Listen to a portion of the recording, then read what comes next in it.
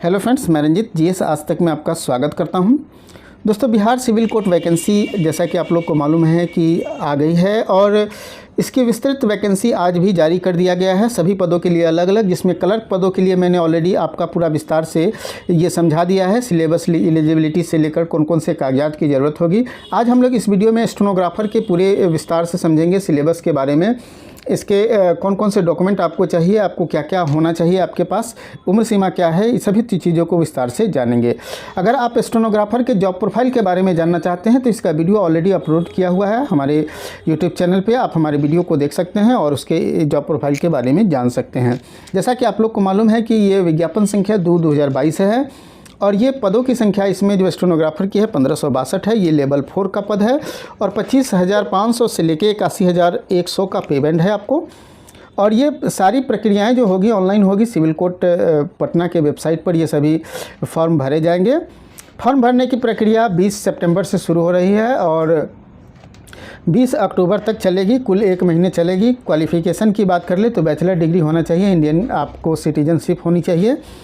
इसके बाद आपको एक चीज़ और है कि सर्टिफिकेट ऑफ स्टेनोग्राफी होनी चाहिए, ये मस्ट है। किसी भी रिकॉग्नाइज सेंट्रल या स्टेट गवर्नमेंट के द्वारा रिकॉग्नाइज किसी भी संस्था से आपको स्टेनोग्राफी का सर्टिफिकेट होना चाहिए। और टाइपिंग प्रोफिशिएंसी जो कंप्यूटर टाइपिंग है वो होना चाहिए। आप मेडिकली फिट होना चाहिए और साथ साथ आपको गुड मैनर होना चाहिए।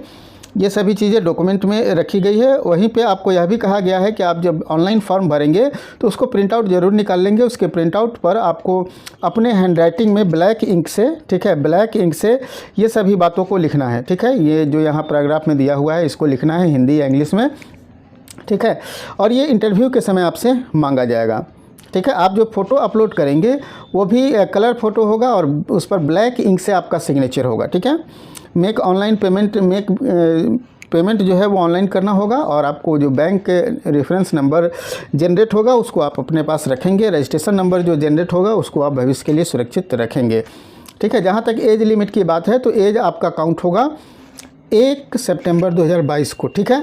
1 सितंबर 2022 से आपका एज लिमिट काउंट होगा और मिनिमम उम्र सीमा जो है 21 वर्ष रखा गया है सभी वर्ग के लिए और मैक्सिमम अनरिजर्व के लिए 37 वर्ष, महिला के लिए आपको 40 वर्ष, किसी भी कैटेगरी के महिला हैं तो।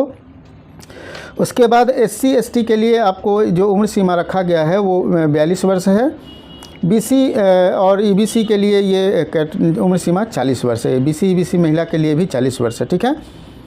रिजर्वेशन प्रोसेस बिहार सरकार के नियमानुसार चलेंगे और जनरल आपको बता दे कि जो जनरल कंडीशन है वो है कि अगर आप किसी भी गवर्नमेंट एम्प्लॉई हैं या किसी भी पब्लिक सेक्टर में हैं तो वहाँ से आपको परमिशन या NOC लेनी होगी, ठीक है। एजुकेशन क्वालिफिकेशन जो है वो मिनिमम है, आप मैक्सिमम भी रखते हैं तो कोई दिक्कत नहीं है, आप फॉर्म को भर सकते हैं, ठीक है। अगर आप पर कोई क्रिमिनल केसेस हैं तो इसका मेंशन आपको आवेदन में करना अनिवार्य होगा। कोई भी उम्मीदवार अगर किसी तरह का गलत इन्फॉर्मेशन फॉर्म में देता है या फिर किसी तरह की कोई एलिजिबिलिटी क्राइटेरिया से संबंधित गलत इन्फॉर्मेशन देते हैं या गलत किसी तरह का आप उसमें एंट्री करते हैं तो आपकी उम्मीदवारी जो है वो कैंसिल कर दी जाएगी, ठीक है।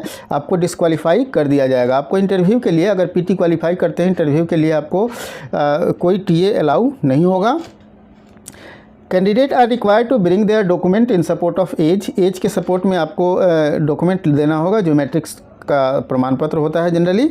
और इसके साथ साथ आपको एक आइडेंटिटी प्रूफ भी लाना होगा जो आधार कार्ड हो सकता है, वोटर ID हो सकता है, पैन कार्ड हो सकता है या कोई भी ID कार्ड जो गवर्नमेंट बॉडी के द्वारा इशू किया गया हो, ठीक है, गवर्नमेंट अथॉरिटी के द्वारा इशू किया गया हो। इसके अतिरिक्त आपको कंप्यूटर एफिशिएंसी सर्टिफिकेट जो DCA वगैरह होता है वो होना चाहिए। सर्टिफिकेट ऑफ शॉर्ट हैंड का सर्टिफिकेट होना चाहिए। सर्टिफिकेट ऑफ कंप्यूटर टाइपिंग यह भी होना चाहिए। कास्ट सर्टिफिकेट होना चाहिए। डोमिसाइल सर्टिफिकेट होना चाहिए। EWS सर्टिफिकेट आपके पास होना चाहिए। अगर आप सर्विसमैन हैं, एक सर्विसमैन हैं या फिर फ्रीडम फाइटर है तो इसके सपोर्ट में भी आपको डॉक्यूमेंट होनी चाहिए, ठीक है। एग्जामिनेशन फ़ी की बात करें तो जनरल कैटेगरी के लिए एग्जामिनेशन जनरल BC EBC और EWS के लिए 800 रुपये रखा गया है। Schedule caste and schedule tribe के लिए ये 400 रुपये रखा गया है, ठीक है। वहीं अगर सिलेक्शन प्रोसेस की बात करें, एग्ज़ाम पैटर्न की बात करें तो सिलेक्शन प्रोसेस जो है वो PT मेंस और इंटरव्यू 3 चरण में होगा। लेकिन PT परीक्षा आपको नंबर ऑफ़ कैंडिडेट पर डिपेंड करेगा कि नंबर ऑफ़ कैंडिडेट कितने फॉर्म भरते हैं, ठीक है। रिटेन एग्ज़ाम जो होगा, मेंस एग्ज़ाम आपका 90 नंबर का होगा और साथ साथ स्टेनोग्राफी टेस्ट भी आपका होगा। 10 नंबर का इंटरव्यू होगा। इंग्लिश लैंग्वेज और ग्रामर आपसे 25 नंबर के पूछे जाएगा, जिसमें आपको स्पष्ट है common error, fill in the blank, synonyms, antonyms, ठीक है। ये सभी ऑब्जेक्टिव और सब्जेक्टिव भी पूछे जाएंगे। हिंदी लैंग्वेज में भी आपको समानार्थक, विपर्यार्थक, ये सभी चीज़ पूछे जाएगी। जनरल नॉलेज में भी आपको हिस्ट्री, ज्योग्राफी, पॉलिटी, ठीक है, कॉन्स्टिट्यूशन, साइंस वगैरह से प्रश्न पूछे जाएंगे जो 10 नंबर के होंगे। और मैथमेटिक्स से भी आपके 10 नंबर के पूछे जाएंगे, और ये मैथमेटिक्स 10th स्तर के होंगे, ठीक है। साथ साथ बेसिक कंप्यूटर के नॉलेज से भी प्रश्न पूछे जाएंगे जो 40 मार्क्स के होंगे, ठीक है। इसमें आपको सिलेबस पूरे विस्तार से दिया हुआ है, आप अच्छी तरह समझ सकते हैं। मिनिमम क्वालिफाइंग मार्क्स जो है आपका 40 नंबर है, ठीक है। इसके अलावा जो आपका स्किल टेस्ट है, जो एग्जामिनेशन होगा, स्किल टेस्ट का एग्जामिनेशन होगा। शॉर्ट हैंड टेस्ट इंग्लिश में 25 मार्क्स रखा गया है, ठीक है। शॉर्ट हैंड टेस्ट इन हिंदी आपको 25 मार्क्स रखा गया है। कंप्यूटर टाइपिंग टेस्ट 15 मार्क्स रखा गया है। टाइपिंग टेस्ट हिंदी 15 मार्क्स रखा गया है, और 10 जो है कंप्यूटर प्रोफिशिएंसी टेस्ट के लिए रखा गया है, ठीक है।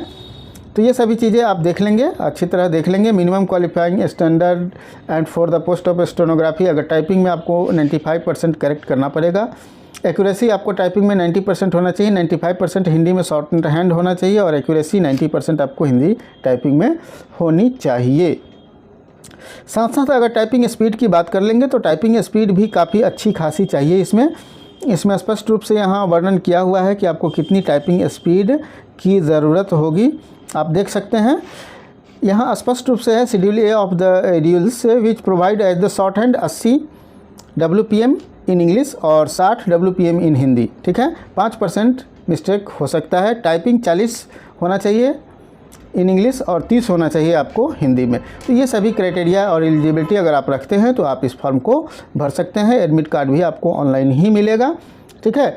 तो इस प्रकार से आप स्टेनोग्राफर के सभी तथ्यों को आप अच्छी तरह समझ गए होंगे। दोस्तों अगर ये वीडियो पसंद आया हो तो लाइक कीजिए और दोस्तों के साथ भी शेयर कीजिए। फिर मिलते हैं अगले वीडियो में एक नए टॉपिक के साथ।